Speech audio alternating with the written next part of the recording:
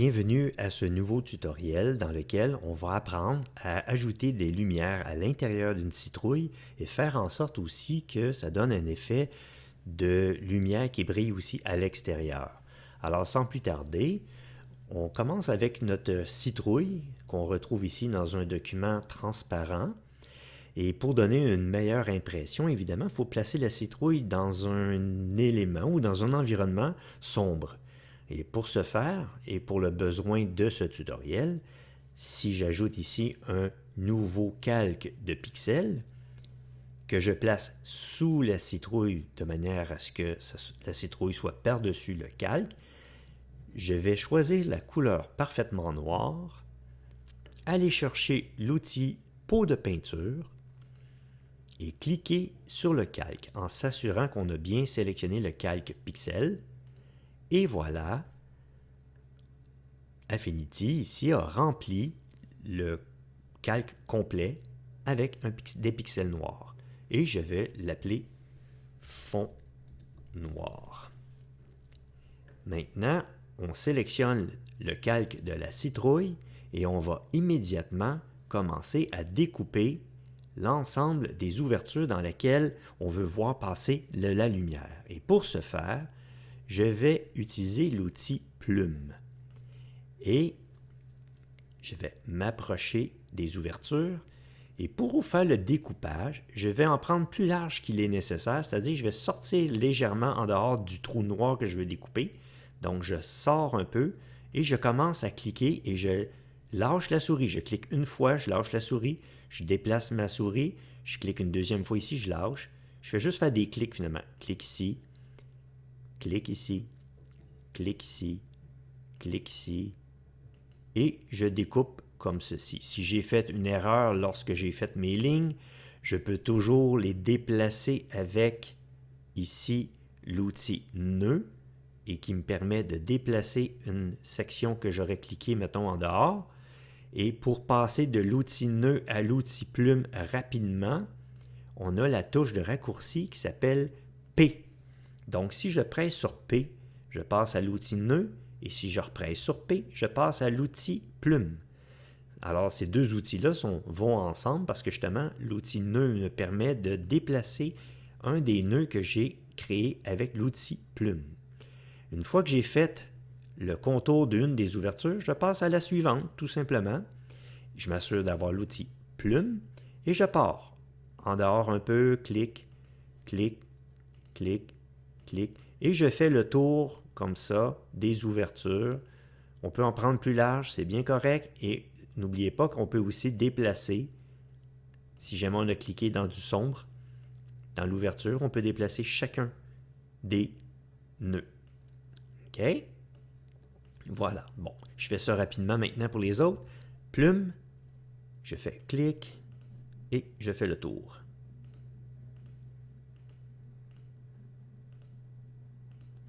Maintenant, je vais me concentrer sur la bouche.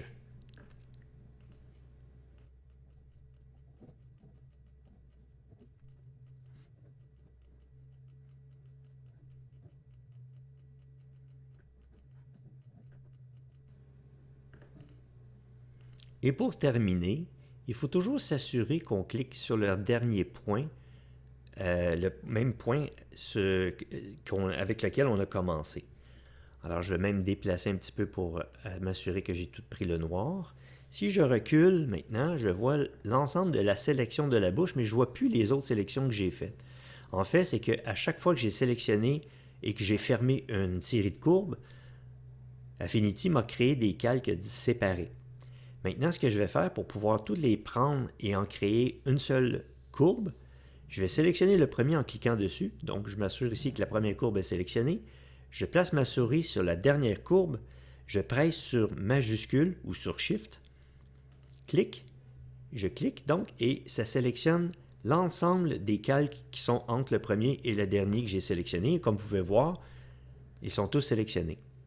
Maintenant, je vais aller les assembler ensemble, c'est-à-dire que je vais les rassembler. Je vais aller sur Calque, je descends sur Géométrie et je fusionne les courbes ensemble. Je clique et maintenant, toutes les courbes appartiennent à un seul calque. Je m'assure ici d'avoir l'outil plume de sélectionner. Et dans ce temps-là, il y a ici un bouton qui apparaît qui s'appelle Sélection. Donc, ça permet de convertir les courbes en sélection. Maintenant, on voit les sélections ici. Et pour faire éliminer une sélection, c'est-à-dire détruire la portion qui est sélectionnée, je peux presser maintenant la touche Supprimer ou Delete. Et voilà. Qu'est-ce que ça fait? Ça fait un trou. Tout simplement. Alors, c'est sûr et certain que cette méthode-là, je l'ai montrée pour pouvoir vous expliquer comment on peut faire une sélection quand même assez précise avec l'outil plume, mais on aurait pu faire aussi à peu près la même chose avec l'outil effacer. Alors maintenant, je vais aller désélectionner ma sélection, c'est-à-dire je m'en vais dans le menu sélectionner et je sélectionne ici, quand je dis sélectionne, finalement, je choisis désélectionner ou si vous regardez comme il faut, CTRL ou commande D pour désélectionner. Alors, quand on utilise le clavier, c'est plus rapide comme ça. Je vais juste vous montrer quelque chose. Je vais faire restituer. Ici, je vais juste y aller d'une autre manière.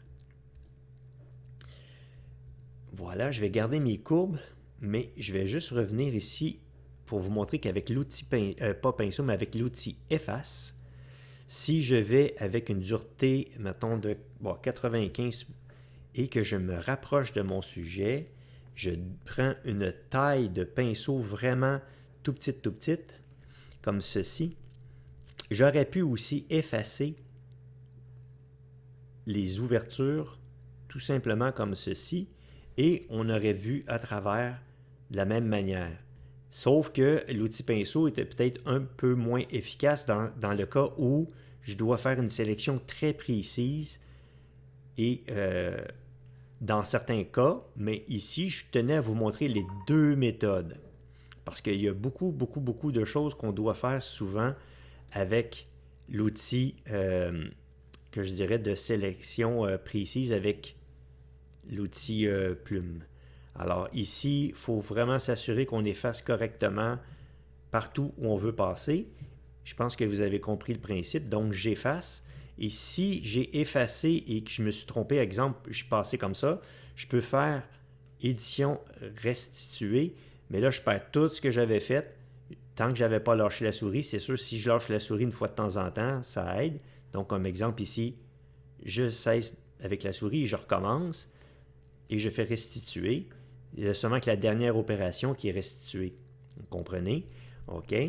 Donc, ici, je vais donc aller rechercher mes courbes, rechercher mon pinceau, sélection, delete. Là, en fait, ce que j'ai fait, c'est que je suis juste revenu à l'arrière pour vous montrer comment ça fonctionnait. Maintenant, on va ajouter la couleur à l'intérieur. Et pour ce faire, je dois m'ajouter un calque entre le fond et la citrouille parce que je veux que ce soit derrière la citrouille. Je peux donc sélectionner le fond noir et presser ici sur « Ajouter un calque ». J'ai un calque ici de pixels qui est vide, il n'y a rien dedans. Je vais recentrer ici un peu, comme ceci. Et je vais aller chercher ici, on peut changer les types de gestion de couleurs qu'on veut. Je vais aller chercher ici le type rouge, vert, bleu. Je vais choisir mon pinceau. Un flux de 25, une dureté de 0, c'est correct pour les besoins ici. Je vais peut-être y aller avec une dureté de 25%. Je vais choisir une couleur quelconque, un jaune, et je vais commencer à peindre. Voilà, je peins ici, je peins ici, je peins ici, jusqu'à temps que ça donne la couleur que je veux. Je voulais avoir du jaune, j'ai du jaune. Évidemment, puisque j'ai mis un flux qui est quand même assez bas, il faut que je repeigne plusieurs fois par-dessus pour que ça commence à apparaître. Par-dessus ça, je vais ajouter une couleur légèrement plus chaude, mais juste un peu dans le haut pour le plaisir, pour donner un petit peu de teinte, comme ceci. Voilà, comme ceci. Voilà, puis je vais rajouter encore un petit peu plus foncé, un orange plus chaud encore. Un dernier coup, vraiment vers le haut, juste pour dire que je rajoute quelque chose de plus chaud. Puis ici aussi dans la bouche, un peu plus chaud, voilà, ça donne un effet comme de couleur. Là, on ne voit pas vraiment de brillance. On voit que c'est un peu plat comme couleur, mais la magie va commencer à opérer bientôt. Mais si on regarde ici, on voit bien que le calque est derrière, parce que lui est au-dessus, donc lui est en dessous, puis le fond noir est en dessous. Si je cachais, exemple, la citrouille, on verrait tout simplement les couleurs qu'on a ajoutées pour faire nos couleurs à l'intérieur de la citrouille. Et pour donner maintenant un aspect de couleur, ou plutôt de lumière par-dessus la citrouille, je m'assure que le calque citrouille est sélectionné et j'ajoute un calque. Et lorsqu'on ajoute un calque, il s'ajoute toujours par-dessus. Et là, je vais rajouter une couleur comme plus pâle, un jaune, peut-être un jaune lumineux. Voilà. Je vais y aller avec un flux très bas de 10% et une dureté de 0. Toujours en ayant mon outil pinceau de sélectionner. Je vais agrandir de beaucoup mon pinceau. Je vais même rapetisser un peu ici mon image et je vais commencer à le peindre. On sait que la lumière sort à peu près des yeux et de la bouche. Je vais peindre autour comme ceci, comme ceci, comme ceci, en jouant un petit peu avec la taille. Et voilà, on donne une espèce de halo autour. Alors je clique juste une fois autour de la citrouille pour donner un effet de lumière qui sort de la citrouille. Et là, déjà là, ça nous donne un effet lumineux. Alors, c'est comme ça qu'on ajoute des effets lumineux sur des objets de manière à faire comme si ça sortait de la citrouille, la lumière. Si je veux donner un aspect plus sombre à ma citrouille, je pourrais sélectionner le calque de citrouille, aller ici dans les réglages de calque. Je vais sélectionner les niveaux, c'est le premier qui apparaît en haut. Je vais m'assurer que le calque de réglage appartient à la citrouille, donc je m'assure qu'il y a une petite ligne bleue qui apparaisse ici.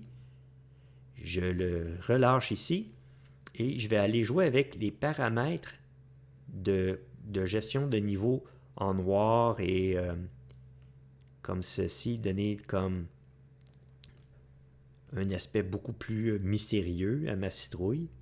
Voilà. Et déjà, je vais fermer la fenêtre, déjà on voit que ça donne un aspect beaucoup plus mystérieux à la citrouille, puis en même temps ça fait ressortir encore plus l'éclairage. Alors, vous voyez ici que le tout est composé de mon calque de lumière à l'extérieur, ma citrouille sur laquelle j'ai ajusté les niveaux entre le foncé et le pâle, et les couleurs qui se trouvent à l'intérieur de la citrouille sur un fond noir pour que ça ressorte le plus. Maintenant, si je devais déplacer la citrouille au complet, je voudrais que les trois ici suivent. Alors, ce que je vais faire, je vais cliquer ici une fois. Je vais aller sur le troisième calque. Je fais majuscule clic et ça sélectionne les trois. Je vais grouper ces trois calques ensemble en faisant commande ou contrôle G. G pour groupe. Voici, ça fait un groupe. Je vais cliquer une fois dessus pour dire citrouille. Alors, je l'ai renommé citrouille. Puis à partir de là, si je prends mon outil ici pour pouvoir déplacer la citrouille, je peux la déplacer en un seul groupe, comme si tout appartenait à une seule image, mais en fait, ce sont plusieurs calques ensemble. Je peux les rapetisser tous en même temps. Donc, je peux placer ma citrouille à l'endroit où je veux et on voit que tout suit ensemble. Alors, j'espère que ce tutoriel vous sera utile pour pouvoir commencer à faire des intégrations avec de la lumière mystérieuse qui apparaît dedans. Alors, voilà, c'est tout et à la prochaine.